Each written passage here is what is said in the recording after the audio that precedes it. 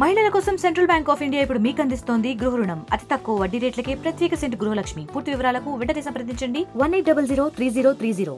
YCP MLC Duvvada Srinivas ఇంటి వివాదం రచ్చకెక్కి నెల రోజులు కావస్తుంది. నెల రోజుల పరిణామాల్లో చివరికి మాత్రం ఏదైతే మనం ప్రస్తుతం ఉన్నటువంటి ఈ ఇల్లు ఉందో ఆ ఇంటిని తనకి ఇవ్వాలని భార్య పిల్లలు చేసిన డిమాండ్కి మాత్రం ఈరోజు ఎవరైతే ఆరోపణలు ఎదుర్కొంటున్నారో దివ్యల మాధురి మాత్రం ఆ ఇంటిని రిజిస్ట్రేషన్ చేయించుకున్న తర్వాత ఈరోజు నెల రోజు తర్వాత ఈ కాంపౌండ్ నుండి పిల్లలు భార్య కూడా వెళ్ళడం జరిగింది. ప్రస్తుతం దువ్వాడ శ్రీనివాస్ కూడా బాహ్య ప్రపంచానికి అందుబాటులోకి వచ్చారు. ప్రస్తుతం ఈ విషయంలో మాత్రం పూర్తి స్థాయిలో ఆది నుండి కూడాను ఏదైతే న్యాయపరమైన మెలకువలు చెప్పినటువంటి ఆజాద్ లాయర్ అడ్వకేట్ మనతో ఉన్నారు. చూస్తే కనుక ఈ విషయాన్ని ఏ విధంగా తీసుకోవచ్చు? ఇది ఏమైనా ఫ్యామిలీ డిస్ప్యూట్గా తీసుకోవచ్చా, లేకపోతే వైఫ్ అండ్ హస్బెండ్కి సంబంధించింది, లేకపోతే ఫాదరు అదేవిధంగా చిల్డ్రన్ సంబంధించింది? ఏ విధమైనటువంటి పరిణామాలు ఇవి చూడవచ్చు? ఇన్ని రోజులు ఈ ఎపిసోడ్ నడడానికి ఏ సమస్య వెంటాడింది? చాలా మంచి ప్రశ్న అడిగారండి. ఇది యాక్చువల్గా ఏంటంటే కుటుంబ వ్యవహారం ఏంటంటే తిరిగి రాజకీయ రంగు పూలనుకోవడం జరిగింది. అలాగే ఏంటంటే జనరల్గా ఒక కుటుంబంలో ఎలా ఉంటుందంటే ఎవరైనా ఏదైనా జరిగినప్పుడు పెద్ద మనుషులు ఎవరైనా చెప్పినప్పుడు మామూలుగా మా దగ్గరికి వస్తారు చాలామంది భార్యాభర్తల విషయంలో వస్తుంటారు. వచ్చినప్పుడు మేము కొంత కౌన్సిలింగ్ ఇస్తాం. అది కాదమ్మా ఇలా ఉండాలి అని చెప్పడం జరుగుతుంది. మ్యాక్సిమం ఏంటంటే ప్రీ కౌన్సిల్ అనేది మనకు కామన్గా ఉండాలి. సో ఆయన ప్రీ కౌన్సిల్ విషయంలో కూడా ఆయన ప్రయత్నాలు చేశారు. శ్రీనివాసరావు గారు ప్రయత్నాలు చేయడం కూడా జరిగింది. సో తర్వాత ఇది కొంత రాజకీయ రంగు పులుముకుందని నేను అనుకుంటున్నాను. నా వ్యక్తిగత అభిప్రాయం అది ఒకటి. అంటే పరిణామాలు మాత్రం రాజకీయ అండదండలతోనే ఈ కుటుంబ కలహాల్లో రాజకీయ ప్రమేయం ఇన్వాల్వ్ కాబట్టి నెల రోజుల పాటు ఈ ఎపిసోడ్ కొనసాగింది. ఎక్కడ కూడా సమస్య అనిపించట్లేదు. ఇదంతా కోరికల కంటెంట్లో నడిచింది. ఎస్, చాలా మంచి ప్రశ్న అన్నారు మీరు. చాలా బాగా చెప్పారండి. ఇది సమస్య పరిష్కారం అనిపించట్ల, కోరికే. ఎందుకంటే మీ ఆర్టీవీ సాక్షిగా దాదాపు 4 నుంచి 6 గంటల సేపు నేను కూర్చున్నాను లైవ్లో. ఆ రోజు మన శ్రీధర్ గారు వచ్చారు లైవ్లోకి. అలాగే శ్రీనివాసరావు గారు కూడా మనకు రావడం జరిగింది. అలాగే మన రోహిత్ గారు మనందరం కలిపి ఆ రోజు మీరు చెప్పినట్టుగా మీరు పెట్టిన 5 డిమాండ్స్ ఏవైతే ఉన్నాయో, ఆ రోజు నాయుడు గారు మీరు పెట్టిన డిమాండ్స్ ఏవైతే ఉన్నాయో ఆ విషయంలో మనం 6 గంటలు కదలకుండా కూర్చొని ఎట్లాంటి బ్రేక్ లేకుండా మనం సామరస్యంగా పరిష్కార ప్రయత్నం చేశాం. అదొక నిజంగా చెప్పండి, అది మనం కౌన్సిలింగ్ నథింగ్ బట్ కౌన్సిలింగేనండి. కాకపోతే మీడియా పరంగా జరిగింది. కానీ ఆ రోజు 6 గంటలు కూర్చున్నాం. వాణి గారికి మనం ఫోన్ చేయడం చాలాసార్లు చేశాం. రోహిత్ గారు చేయడం జరిగింది. కానీ ఆ రోజు చేయలేదు. కానీ ఆ రోజు చాలా ఆనందించానండి. ఒక ఎమ్మెల్సీగా ఉన్న ఆయన మానవతా దృక్పథంతో ఆయన ఆలోచించి నా యొక్క ఆస్తులు ఏవైతే ఉన్నాయో అవి 90% ఇస్తా అన్నాడు ఆయన. అంటే నేను అదే చెప్తున్నానండి. ఉదాహరణకి బిల్ గేట్స్ తీసుకున్నా కూడా ప్రపంచ కుబేరుడు ఎవరైతే ఉన్నారో ఆయన ఇలాంటి సంఘటన అడల్టరీ సంబంధించి ఆ భార్య కేసు ఇస్తే 50% మాత్రమే వాటా ఇవ్వడం జరిగింది. ఆ సందర్భంలో మనం గుర్తు చేసుకున్నాం. 90% ఆయన ఇస్తా అన్నారు. ఇంకొక విషయం ప్రామిస్ కూడా చేశారు. పిల్లలు ఎవరైనా వస్తే రాజకీయ రంగంలో నేను పూర్తిగా సపోర్ట్ చేస్తాను, అవసరమైతే నేను త్యాగం చేసినా వాళ్ళని ముందుకు తీసుకెళ్తాను కూడా ఆయన చాలా బాగా చెప్పారు. సో ఇన్ని అవకాశాలు ఇన్ని పరిణామాలు ఉన్నప్పుడు ఇప్పుడు నేను చూశాను. యాక్చువల్గా ఆ రోజు లైవ్లో ఉన్నాను. మీకు నేను ఓపెన్గా చెప్తున్నా. ఇప్పుడు చూశాను ఏమి కన్స్ట్రక్షన్ ఏం లేదు. చూశారు కదా ఇదంతా బిల్డింగ్ ఏమి లేదు. మరి ఈ బిల్డింగ్ ఇదే కావాలని కోరుకుంటాం ఎంతవరకు అనేది ఆమె యొక్క విచక్షణ అధికారాన్ని బట్టి ఆధారపడి ఉంటుంది. మరోవైపు చూస్తే కనుక తన భర్తతో కొనసాగించాలి, తన పిల్లలకి తండ్రి కావాలని తొలినాల్లో ఆమె చేసినటువంటి డిమాండ్. తదనంతరం ఏదైతే 5 డిమాండ్ ప్రక్రియ బయటకు వచ్చిందో తను అటువంటి డిమాండ్లు ఏమీ చేయలేదని కూడా ఆ మీడియా ముఖంగా చెప్పడం జరిగింది. చాలా మంచి ప్రశ్న అడిగారండి. ఇప్పుడు ఆయన గనక భర్త నేను లీగల్ పాయింట్ చెప్తాను. భర్త గనక కాపురానికి రాకపోతే భార్యకు ఉన్న అధికారం ఏంటో తెలుసారా? ఆర్సీఆర్ అనేది ఉంటుంది, restitution of conjugal right, section 9 కింద ఆయనకి ఈ పాటికల్ నోటీస్ పంపించాలి. నోటీస్ పంపించినప్పుడు ఆయన కాపురానికి రాకపోతే కోర్టు వారు ఏం చేస్తారంటే, ఈ లీగల్ పాయింట్ చెప్తున్నానండి, కోర్టు వారు ఏం చేస్తారంటే ఆయన ప్రాపర్టీ మీద అటాచ్మెంట్ పెడతారు. ఈ లాజిక్ ఏదైతే ఉందో నేను అదే చెప్తున్నాను. ఆర్సీఆర్ ఆమె కనుక ఫైల్ చేసి ఉన్నట్టయితే, ఈ రోజు కనుక ఫైల్ చేసినట్లయితే ఆయన కనుక సరైన సమాధానం కోర్టుకి చెప్పకపోతే కోర్టు వారు ఏం చేస్తారు, ముందు ఆయన ప్రాపర్టీ ఏవైతే ఉన్నాయో దానికి అటాచ్మెంట్ ఇచ్చేస్తారు. దానివల్ల ఏమవుతుందో ఆయన ప్రాపర్టీ అమ్మటానికి కొనడానికి ఉండదు. సో నేను తెలిసి ఆమె ఈ దిశగా అయితే ప్రయత్నాలు చేయలేదు. ఎందుకంటే ఈ ప్రాపర్టీకి సంబంధించి నా క్లయింట్ మాధురి ఎవరైతే ఉన్నారో ఆమెకు సంబంధించి మా దగ్గర క్రిస్టల్ క్లియర్గా ఎవిడెన్స్ ఉంది. ఆ చెక్కులు ఉన్నాయి, గతంలో ఇచ్చిన డబ్బులకు సంబంధించిన ప్రామిసరీ నోట్స్ అన్నీ ఉన్నాయి. దీనికి సంబంధించి గతంలో కూడా నేను కూడా ఆయనకి లీగల్గా చెప్పాను, ఏంటి సార్ మరి ఒకవేళ మీరు కనుక మా క్లయింట్కి సంబంధించి మీరు కనుక అమౌంట్ ఇవ్వకపోతే సరే మీ మధ్య అది వేరే విషయం, కానీ లీగల్గా మీరు అప్పు తీసుకున్న వాళ్ళు ఆమె అప్పు ఇచ్చిన వ్యక్తి, అదే కదా మనం లెక్క చూసుకోవాలి. సో ఆ లీగల్ ఆస్పెక్ట్స్ విషయంలో మరి మేము కోర్టుకి వెళ్ళి ఇంటిపైన అటాచ్మెంట్ తెచ్చుకుంటామండి. తర్వాత మనం లీగల్గా ఆస్పెక్ట్ అవుతే రేపు మళ్ళీ మీకే అంటే పెద్ద స్థాయిలో ఉన్నారు, ఒక ఆయన అప్పు లేకపోతే ఇల్లు మనం కూడా ఉల్లగా చూస్తాం కదా సార్. ఎలా అంటే కామన్గా ఒక వ్యక్తి అప్పు ఇకపోతే ఇల్లు అటాచ్మెంట్ పోయింది అనుకోండి, వాల్యూ పోతుంది, బరువు అనేది పోతుంది. సో అలా ఉంటుందండి అని చెప్పి మేము కూడా చెప్పడం జరిగింది. గత మీరు అన్నట్టు నెల రోజులు కాదు, అంతకుముందు కూడా. మీకు విషయం ఏంటంటే నెల రోజుల్లో ఈ యొక్క కేసు బరస్ట్ అయింది. కానీ అంతకుముందు చెప్తున్నాను, మాధురి గారు ఇప్పుడు కాదు నాకు పరిచయం, 7 years పరిచయం. ఆమె ఒక కామన్ మ్యాన్గా ఉండేవారు. ఒక పెట్రోల్ బంకు కొన్ని ఏదో సంబంధించిన వ్యవస్థ నడిపించేవాళ్ళు. దానికి సంబంధించి ఒక లీగల్ అడ్వైజర్గా వాళ్ళకి సంబంధించి నేను కూడా సపోర్ట్ చేస్తుండేవాడిని. ఒకసారి నేను రావడం కూడా జరిగింది, ఒక కేసు విషయంలో నేను రావడం కూడా జరిగింది. ఈ ఎపిసోడ్లో ఒక అడ్వకేట్ని పక్కన పెట్టి ఒక కామన్ పబ్లిక్గా తీసుకుంటే ఇది ఏమైనా అంత చిక్కుమూడలు ఇప్పలేనంతటువంటి సమస్యగా మనం అనుకోవచ్చా? ఒక కుటుంబ నేను ఒక కామన్ మ్యాన్గా చెప్తున్నాను సార్, నేను లాయర్ కాదు. నేను కూడా సగటు ప్రేక్షకుని అనుకుందాం. చాలా చిన్న సమస్య అండి. ఒకటే, కూర్చుంటే మాట్లాడితే అన్నీ సెటిల్ అవుతాయి. అలా కాకుండా ఎంతసేపటికి నేను పట్టుకున్న దానికి ఏదంటారు కుందేలకు 3 కాళ్ళు అనుకొని మొండితనంగా వెళ్తే ఎవరైనా సరేనండి. ఇక్కడ కామన్ మ్యాన్గా ఒక మగ వ్యక్తి అనే వ్యక్తి ఎన్నో కష్ట నష్టాలు కూర్చి ఎన్నో కష్ట సుఖాలు బాధలు పడి ఇంటికి వచ్చినప్పుడు అతనికి సుఖం కావాలి. నేను కామన్ మ్యాన్గా చెప్తున్నా సార్, నేను లాయర్గా కాదు. మళ్ళీ చెప్తున్నాను, ఇప్పుడు నాకు మ్యారేజ్ అయితే నాకు సంసారం అన్నీ ఉంటాయి. ఇప్పుడు ఒక వ్యక్తి ప్రపంచంలో తిరిగి ఇంటికి వచ్చినప్పుడు మనకు కావాల్సింది ఏంటి సార్? ప్రశాంతత మనకు కావాలి. అదే కోరుకుంటాడు ఎవరైనా. ఇప్పుడు ప్రేమ అభిమానాలు కనుక ఉన్నట్లయితే, ఇప్పుడు మనం చరిత్ర చూసుకుంటే షాజహాన్ చక్రవర్తి ఎంత ప్రేమ ఉంటే ఆ భార్య కోసం పరితపించి, అదే సరే ఆయన కట్టాడో అనేది పక్కన పెడితే పరితపించి అలాంటి ప్రేమ అభిమానాలు సైకలాజికల్గా భర్తకి భార్య అందించాలి. అలాగే same time at a time భార్యకి భర్త కూడా అందించాలి. అది కామన్గా ఉంటుంది. ఇప్పుడు ఎందుకంటే మనం అంటాం అర్ధనారీసులు కదండి, ఇప్పుడు భార్య భర్త అర్ధనారీసులు. సో ఇలాంటి కౌన్సిలింగ్ కూడా గతంలో చేసి ఉండటం కూడా మంచిదైంది. నేను కూడా చెప్పాను సార్కి, శ్రీనివాసరావు గారు, ఈయన కూడా నాకు ఎప్పటి నుంచో వైఎస్ఆర్సీపీ నుంచి గత 7-8 years నుంచి ఈయన కూడా నాకు పరిచయం.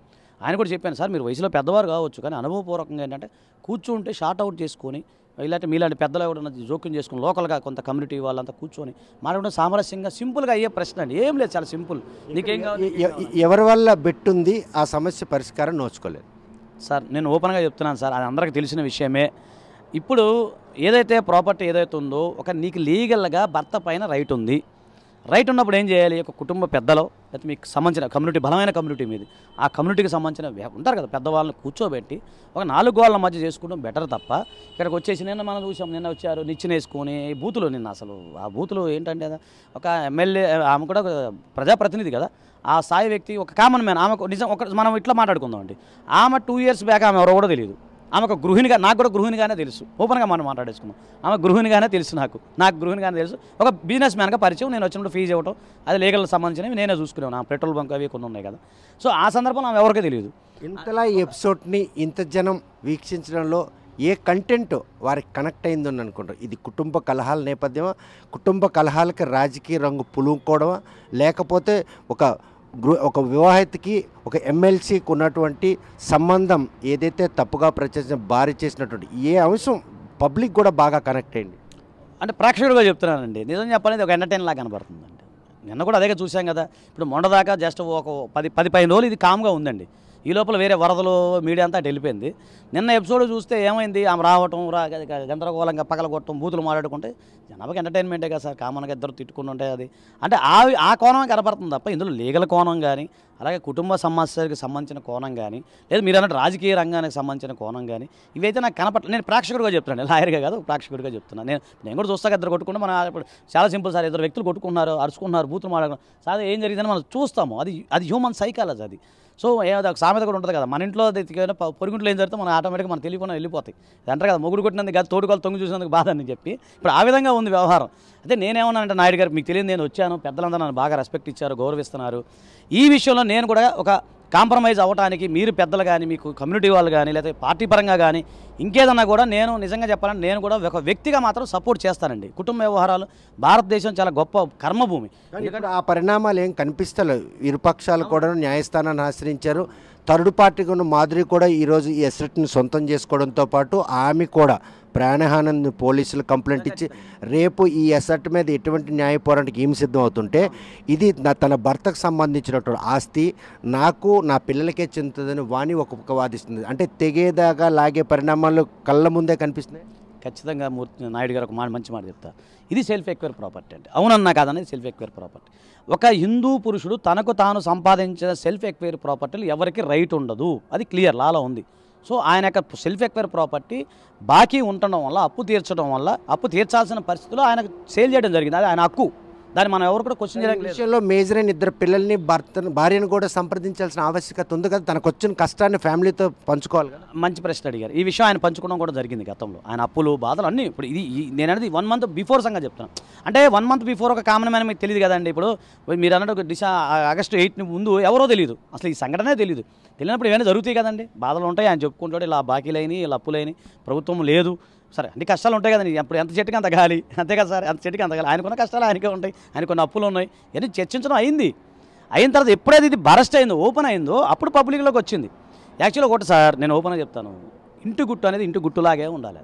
బయట పడితే మీకు తెలియదు ఏముంది సార్. ఇప్పుడు శ్రీశ్రీ గారు, మహాకాయ శ్రీశ్రీ ఒక మాట అంటారు, మీ యొక్క ప్రైవేట్ జీవితాలు మీ సొంతం, వారి ప్రైవేట్ జీవితం మీ సొంతం, అది ఏమైనా చేసుకోండి, కానీ పబ్లిక్లోకి వస్తే ఏమైనా అంటాం. మనం తెలియదు, మనం చదువుకున్నాక జర్నలిజం, నేను జర్నలిజం చేశాను. జర్నలిజంలో మనకు అదేగా సామెత, నీకు ఇంటికుంటే ఏమైనా చేసుకో, 4 గోళ్ళ మధ్య నువ్వు ఏమైనా చేసుకో, నేను ఎవరేమన్నారు. భారత రాజ్యాంగం ఇచ్చిన హక్కులు మనకు అవి. భార్య బిడ్డలు సంతోషంగా ఉండు, జీవించు, వాళ్ళతో నీ యొక్క ఎమోషన్ షేర్ చేసుకో, అన్నీ ఉంటాయి. ఎప్పుడైతే ఈ విషయాన్ని గుట్టుగా చేసుకోవాల్సిన విషయాన్ని బరస్ట్ అయిపోతుందో, ఇక ఏమవుతుందంటే ఏదంటారు కదా, ఇప్పుడు ఇంట్లో వాళ్ళు పెట్టే కంట్లో పుల్ల అని ఒక సామెత కూడా ఉంది సార్. ఇంట్లో వాళ్ళు పెట్టే కంట్లో పుల్ల అన్నట్టు ఇక్కడ అదే జరుగుతుంది నాకు తెలిసి. ఇంట్లో పెట్టిన కంటి పుల్ల మాత్రం ఈరోజు శ్రీనివాస్తో పాటు ఆమెతో సన్నిహితంగా ఉన్న మాధురికి కూడా, మీ క్లయింట్, రేపు మీ క్లయింట్ నిర్భయంగా జీవించే పరిణామాలు ఉన్నాయా, ఈ ఇంటికి మళ్ళీ నాది అనుకొని వచ్చే పరిస్థితులు కనుక వస్తే న్యాయపరంగా ఎటువంటి అంటే ఫేస్ చేసేదాన్ని? ఒకటండి, ఇప్పుడు న్యాయపరంగా ఎలాంటి చిక్కులు అయితే ఇంటి మీద ప్రజెంట్ లేవు. At the time of registration there is no any litigations, అది క్లియర్. సో దాని ద్వారా రిజిస్ట్రేషన్ క్లియర్గా అయిపోయింది. అలాగే ఆయన సంబంధించిన అప్పులు ఏవైతే ఉన్నాయో దానికి సంబంధించిన ఉంది కదా, కొంత బ్యాలెన్స్ కూడా ఉన్నట్టున్నాడు ఆయన. మేము లెక్క చూడాలి, అది కొంత లెక్క చూస్తే తెలుస్తుంది. అదొకటి. తర్వాత ఇప్పుడు ఆమె ఓల్డెన్స్ వాళ్ళు ఓనరు. ఇంకోటి సెల్ఫ్ ఎక్వైర్ ప్రాపర్టీ, ఎవరికి రైట్ లేదు. ఆయన అమ్ముకున్నాడు, ఆయన ఇష్టం. ఆయన బాకీ ఉండి అమ్ముకున్నాడో లేకపోతే ఆయన బిజినెస్ పరంగా అమ్ముకుంటాడో అది మన ఇష్టం, మన ప్రాపర్టీ మన ఇష్టం. మాధురి ఒక అడుగు ముందు కేసు, వాణి ఒక అడుగు ముందు కేసు కనుక మళ్ళీ దీని మీద వేస్తే మాధురికి ఏమైనా కూడా న్యాయపరంగా ఆమెకు రైట్ లేదు. ఎందుకంటే అమ్మకం కొనుగోలుదారు మధ్య జరిగింది ట్రాన్సాక్షన్. ఒకవేళ వస్తే రివోక్ చేసుకుంటే ఆయన ఎవరైతే ఉన్నారో అమ్మిన ఆయన మాత్రం రివోక్ చేసుకుంటాడు, కానీ ఈయనకి సంబంధం లేదు.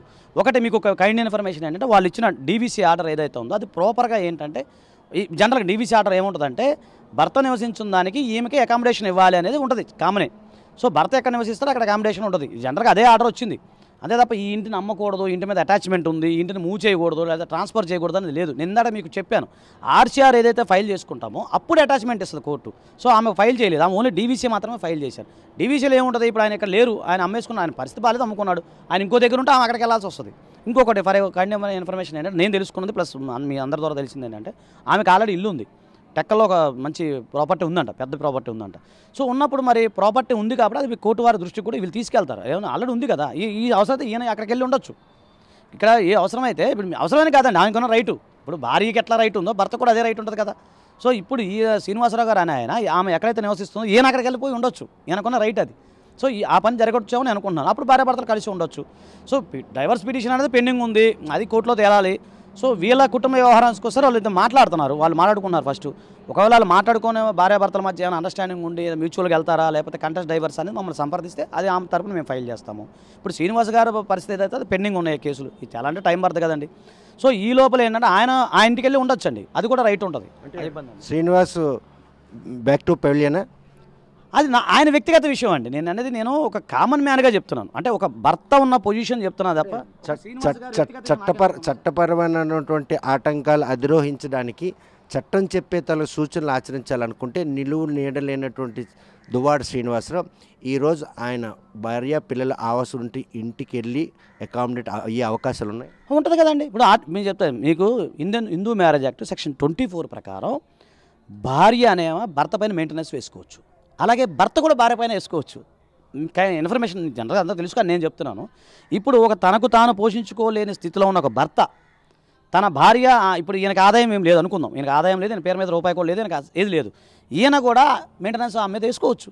ఇప్పుడు వేసుకోవచ్చు ఏమో జరగచ్చు. అయితే నేను ఇంకోటి కైండ్ ఇన్ఫర్మేషన్ ఏంటంటే, నేను సమాచారం అందించేవాడినే, కాకపోతే నేను ఆయన అడ్వకేట్ కాదు, నాకు ఆయన ఒకలా తెవలేదు, కాకపోతే ఒక మంచి ఫ్రెండ్గా, ఒక పెద్ద ఎప్పటి నుంచో పరిచయము, ఒక లీడర్గా వైఎస్ఆర్సీపీలో మేము అందరం ఉన్నాం కాబట్టి అట్లా నేను కొంచెం ఆరాధిస్తాను, అభిమానిస్తాను. వ్యక్తిగతంగా నేను ఒక లీగల్ ఆఫీసర్గా నాకు రైట్ ఉంది, అది వీఆర్ ద కోర్ట్ ఆఫీసర్స్. అడిగితే ఆయన అడిగినా చెప్తాం, మీరు అడిగినా చెప్తాం, ఎవరు అడిగినా చెప్తాం, పబ్లిక్లో ఉన్నాం, ఖచ్చితంగా మేము సపోర్ట్ చేస్తాం. అయితే నేనేమంటానంటే, ఇప్పుడు ఆయనకి ఆర్థికపరమైన విషయాలు లేవండి, ఆయనకు ఆదాయం లేదు, లేనప్పుడు ఖచ్చితంగా ఆయన సెక్షన్ 24 కింద కూడా వేసుకోవచ్చు. ఆయనకు ఉంది రైట్, అది భార్యాభర్తల మధ్య సెక్షన్ 24 క్లియర్గా చెప్తా ఉంది. అది కోర్టు వారు డిసైడ్ చేసి మరి ఆయనకు మెయింటెనెన్స్ చెల్లించాలా లేదా అనేది తర్వాత విషయం. తర్వాత ఇంకొకటి ఏంటంటే ఆయనకు సంబంధించి ప్రాపర్టీ కూడా వాళ్ళ పిల్లల పేరు మీద కూడా ట్రాన్స్ఫర్ చేశారు ఆయన, ఏదో వేరే పర్లకిమిడికి సంబంధించింది, అది కూడా సెల్ఫ్ ఎక్వైర్ ప్రాపర్టీ. ఇప్పుడు ఇవన్నీ ఏమంటే ఇక్కడ వాణి గారు చేసే ఆరోపణలు ఏంటంటే ఈ సెల్ఫ్ ఎక్వైర్ ప్రాపర్టీ ఏదైతే ఉందో ఈ ప్రాపర్టీ అనేది మా కష్టార్జితం, నేను కూడా అందులో కష్టపడ్డాను, నేను కూడా కొంత అమౌంట్ ఇచ్చాను అన్నప్పుడు అది కోర్టులో చూపించుకోవాలి. ఇప్పుడు ఒక వ్యక్తి ఇల్లు కొన్నాడు, అందులో నేను కూడా నాది ఉంది అన్నప్పుడు కోర్టుకు చూపించుకొని అప్పుడు చేయాలి తప్ప ఆమె అలాంటి ఎవిడెన్స్ లేకపోతే మనం ఏం చేయడానికి ఏమి ఉండదండి. ఎపిసోడ్కి ఎండ్ కార్డు పడ్డంటేనే లీగల్ కాంప్లికేషన్ తప్ప అంతా సమస్య సర్దుమనిపోయినట్టు. ఒకటి కాలం కలిసి రావాలి, 2 పెద్దలు కలిసి రావాలి, ముందు మనసులు కలవాలి, కోరికలు చంపుకోవాలి, ఇవన్నీ ఉంటే సెట్ అయిపోతుంది. ఇవన్నీ జరిగే పరిణామాలు కాదు, నెల రోజుల్లో ఎపిసోడ్లో అవన్నీ కూడా సుస్పష్టం అయ్యాగా. సార్ ఒకటి చెప్తాను సార్, ప్రపంచంలో ఏది కాదనుకుంటాం కాదు. ఇప్పుడు మీకు ఒకటి చెప్తా, తెల్లారదు అనుకుంటాం నిరాశ, తెల్లారి అలాగే ఉండాలనుకుంటాం దురాశ. ఈ రెండింటికి మధ్య ఉన్నదే మన జీవితం, దట్ ఈజ్ ఆశ. ఖచ్చితంగా ఆశిద్దాం సార్. చూస్తే కనుక ఏదైతే ఆది నుండి కూడా దివ్యల మాధురికి అండగా ఉన్నటువంటి ఆజాద్ ఆమెకి న్యాయపరమైన సలహాలు ఇస్తూ వ్యాపార లావాదేవీల్లో అండగా ఉన్నటువంటి ఆయనకు తనకు వచ్చిన కష్టం చెప్పిన తర్వాత ఈరోజు ఏ ఇంటి కోసం అయితే వాణి నెల రోజులుగా పోరాటం చేసిందో ఆ పోరాటంలో మాత్రం కేవలం కోరికే పరిమితమైంది, సమస్య కాదు, సమస్యకు పరిష్కారం వెతికే మార్గాలు ఏవీ లేని నేపథ్యంలో ప్రస్తుతం ఆ ఇంటిని కొనుక్కున్నటువంటి దివ్యల మాధురికి దీనిపై పూర్తిగా హక్కుంది. నిలువు నీడలేనటువంటి ఎమ్మెల్సీ దువ్వాడ శ్రీనివాస్ ఈరోజు భార్య పిల్లల ఆవాసం ఇంట్లోకి వెళ్ళడానికి కూడాను చట్టపరమైన సూచనలు కూడా ఉన్నాయి. ఈ విషయంలో భవిష్యత్తులో మాత్రం కాలం సమాధానం చెప్పాల్సిన ఉంది. ఎందుకంటే మనసులు కలిసి వారి మధ్యన కనుక మళ్ళీ అవినాభావ సంబంధాలు కనుక చిగురించినట్టయితే ఈరోజు మళ్ళీ దువ్వాడ శ్రీనివాస్ తన కుటుంబ సభ్యులతో ఉండే అవకాశాలు ఉన్నాయి. లేదనుకుంటే మాత్రం ఈరోజు తన క్లయింట్ అయినటువంటి దివ్యల మాధురి ఇంటికి రావడానికి మాత్రం వాణికి కానీ పిల్లలకి ఎటువంటి హక్కు లేదు. శ్రీనివాస్ ఎక్కడున్నా కూడా తన వచ్చినట్టు తన నిర్ణయానికి కట్టుబడి ఉండే ఆయన మాత్రం ఎక్కడైనా ఉండొచ్చు. ప్రస్తుతం మాత్రం దమ్ముడి ఆదాయం లేనటువంటి దువ్వాడ శ్రీనివాస్ మాత్రం ఈరోజు నిలువు లేనటువంటి పరిణామాలు చోటు చేసుకునే నేపథ్యంలో చట్టపరంగా ఆయనకి మాత్రం మళ్ళీ కుటుంబం దగ్గర పడుతుందన్నటువంటి సంకేతాలు ఉన్నాయని మాత్రం ఆజాద్ స్పష్టం చేస్తున్నారు. వీడియో జర్నలిస్ట్ రాంకిషన్తో సత్యం, RTV శ్రీకాకుళం. మరిన్ని వీడియోస్ కోసం ఛానల్ ని సబ్స్క్రైబ్ చేయండి, లేటెస్ట్ అప్డేట్స్ కోసం వాట్సాప్ ఛానల్ ని ఫాలో చేయండి అండ్ లింక్ డిస్క్రిప్షన్ లో ఉంది.